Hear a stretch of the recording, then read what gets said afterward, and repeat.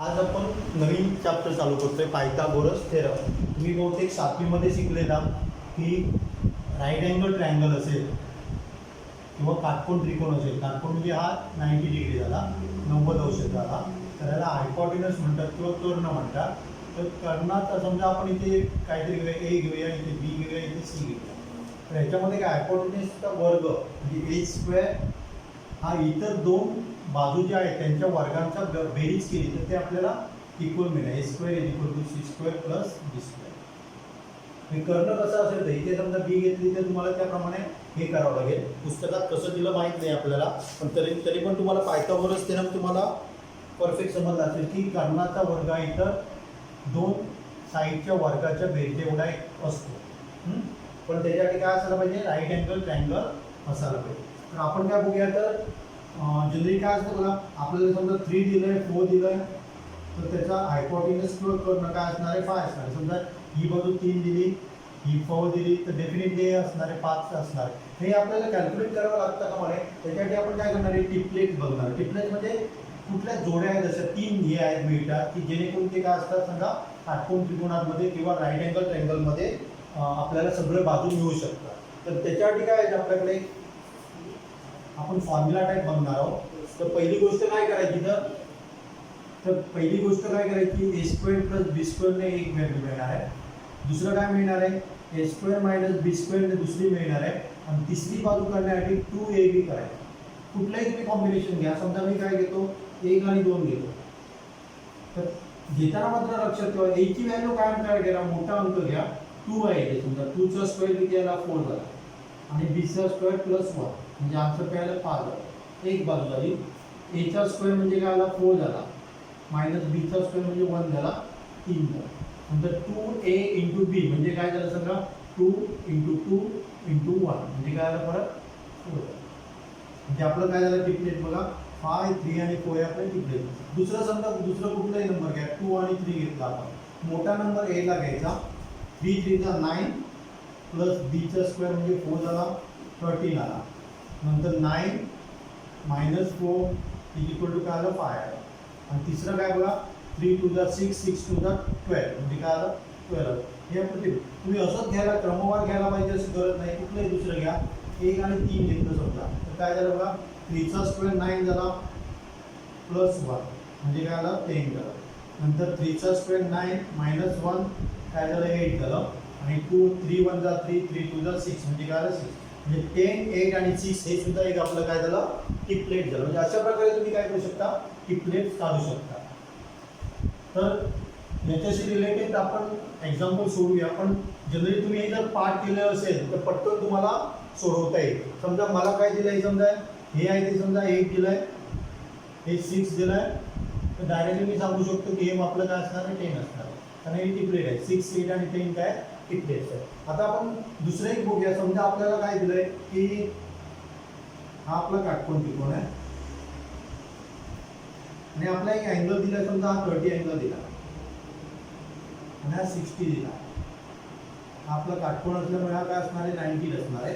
तर जनरली समजा आपण जर ही x धरली तर 30च्या समोर असतं ना ते 1 असतं, आणि याच्या समोर असते ना 60 अँगलच्या समोर असते ती काय असते, √3 असते.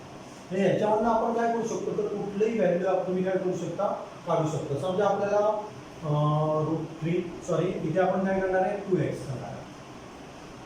काय करणार, 2x करणार. म्हणजे काय होणार सांगा, समजा आपल्याला 30 अँगल काढायचा आहे. 30 म्हणजे काय, 30ची आपल्याला हे करायचे, तर काय होणार, तर ऑपोजिट अपॉन हायपोटेनस. म्हणजे काय आहे ना सांगा, हे आपण 1x धरणार, हे √3x. जर याची 2x असेल तर याची 1x असते आणि याची काय असते, √3x असते.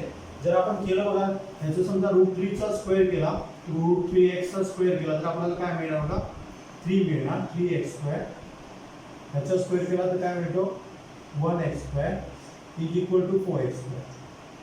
म्हणजे आपलं बरोबर आहे बघा, 3 1 म्हणजे काय झालं, आपण 4 झालं. म्हणजे अशा प्रकारे हा एक फक्त ट्रायंगल तुम्ही काय करायचं, लक्षात ठेवायचं आहे. त्याच्या साईडने तुम्ही कुठलंही, तुम्हाला जर एखादं सोडवायला दिलं, समजा आपल्याला काय सांगितलंय की एखादी बाजू तुम्हाला दिलेली आहे, ही समजा कुठली आपण धरूया, एखादी समजा ही धरूया 14 दिलेली आहे.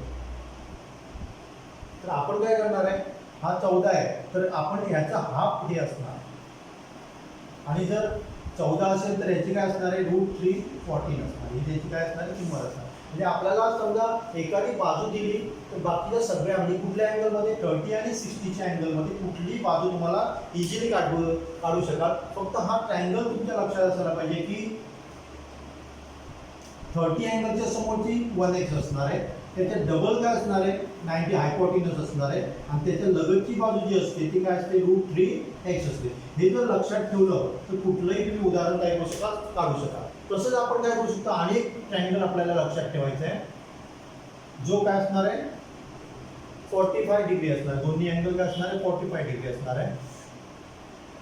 म्हणजे तो आयसोसेलेस ट्रायंगल पण झाला, समद्विभुज त्रिकोण पण झाला. ही बाजू आणि ही बाजू सेम आहे, म्हणजे हा अँगल काय असणार आहे, हा 45 असणार, हा 45 असणार. त्याच्यामध्ये काय असतं बघा, समजा आपल्याला काय करायचं आहे की हे कन्सिडर आपण केलं, हे जेवढं असणार आहे तेवढं हे असणार आहे. समजा मी काय केलं, हे 1 कन्सिडर केलं, हे पण 1x, आपण 1x म्हणूया, हे 1x ला, तर याची व्हॅल्यू काय असणार आहे, √2x असणार.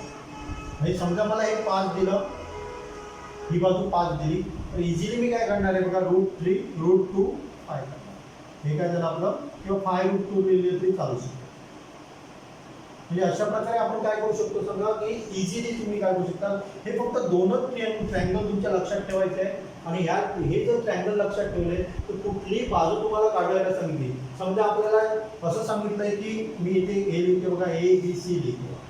आपल्याला AB दिलेलं आहे =5 दिलेलं आहे, आणि आपल्याला काढायला काय सांगितलं तर AC काढायला सांगितलं. आपल्याला काय दिलं, AB दिलंय आणि AC आपल्याला काढायचं, किंवा CB दिलंय आणि हे काढायला सांगितलं. तर आपण हा जर अँगल कन्सिडर केला तर आपलं काय असणार आहे बघा, AB